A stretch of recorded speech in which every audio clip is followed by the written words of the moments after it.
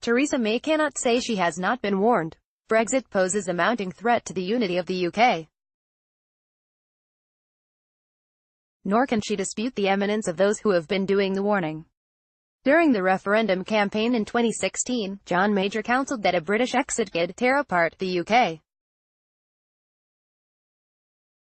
This past summer, Gordon Brown argued Britain was at serious risk of being permanently paralysed by seemingly irreparable divisions.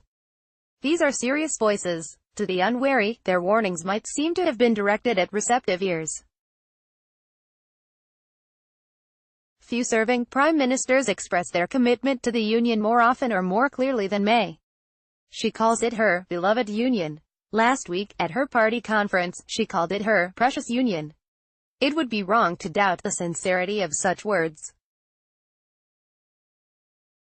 But the impact of Brexit on the Union is now more threatening than ever, and May seems to possess a wholly inadequate armory of words, ideas and actions to mitigate or prevent it. When May talked about the Union in Birmingham, it was clear from the context that she was thinking primarily about the Union with Northern Ireland. Given that the Irish border is, by her own admission, the crunch issue at stake in the Brexit negotiations, this is hardly a surprise. What is more surprising is that, as a supporter of the Union, she has been so obtuse about accepting the political consequences of what needs to be done. The obvious Union-defending solution in Ireland has always been for the UK to remain in the EU customs union. It still is. This may yet be in the package that may emerge later this month. And there would be a majority for it in Parliament if she took that course. Yet the Union is clearly not quite precious enough for May to take that step. If anything, May has been even more churlish in her handling of the Union with Scotland. In her relations with Nicola Sturgeon's Scottish government, she has been an uncompromising centraliser. Scotland's 62% vote for Remain has been consistently ignored. So have Sturgeon's various ideas, some of which were moderate and reasonable, about mitigating Brexit in Scotland. Instead, some Scottish devolution powers have been suspended and the UK government has fought a court case against the Scots, a curiously tough form of love. To be fair to May, dealing with this Scottish government is not easy. The SNP wants out of the Union altogether. It uses any and every issue to leverage the case for separation. To make a Brexit deal with a party trying to use Brexit to advance the separatist cause would test even a skillful negotiator, which May is not.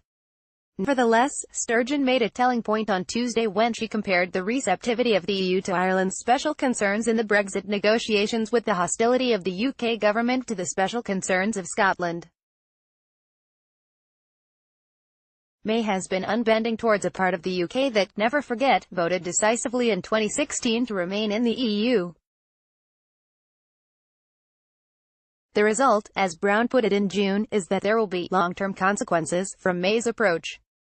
And those consequences directly threaten the stability of the UK. The post-Brexit horizon might not be so dark if May possessed more emotional intelligence and more inclusive political skills when she addresses both Ireland and Scotland. Those are skills Ruth Davidson possesses in abundance, and not just because she is a Scot. But May is not one of those politicians who have the skill to give themselves elbow room. And, in fact, the problem is worse than that. May's approach to Brexit has never had space for compromise with the 48% of the UK that voted Remain. But she has consistently made compromises with a section of the Tory party that cultivates a particularly reactionary form of Anglo-Britishness, and which regards Brexit as much more important than the preservation of the Union. Polling this week showed that 77% of English Tory members would rather see Scottish independence than abandon Brexit. Much the same proportion of May's party say they would sacrifice the Irish peace process too. These are the people and the political culture by which May's Brexit approach is now inextricably compromised. In addition to spurning Scottish concerns, not just nationalist ones, and as well as cleaving to the DUP's very one-sided view of British-Irish relations, May's approach to Brexit has empowered a deeply partisan version of Englishness. This has political consequences that will come back to haunt the country, perhaps very soon. They would deepen and darken if Boris Johnson were to replace her. It is possible, perhaps even probable, that a fudged and messy Brexit will stop these issues from coming to a head for a while. But a lot of damage has been done and it goes on being done. The problems existed before Brexit. Scotland came very close to separating from the UK long before the EU vote, but Brexit has intensified them because it has given such a boost to a reactionary form of Englishness. There is no simple answer to the crisis of the United Kingdom. But no answer will suffice that does not, as Sturgeon put it this week, embrace real partnership. This week, an enlightened group of peers from all parties will launch a new Act of Union bill, which would reimagine the UK's constitutional arrangements on the basis of respect and partnership between the component nations and a desire to make a form of federalism in these islands work. The bill will not get far, initially.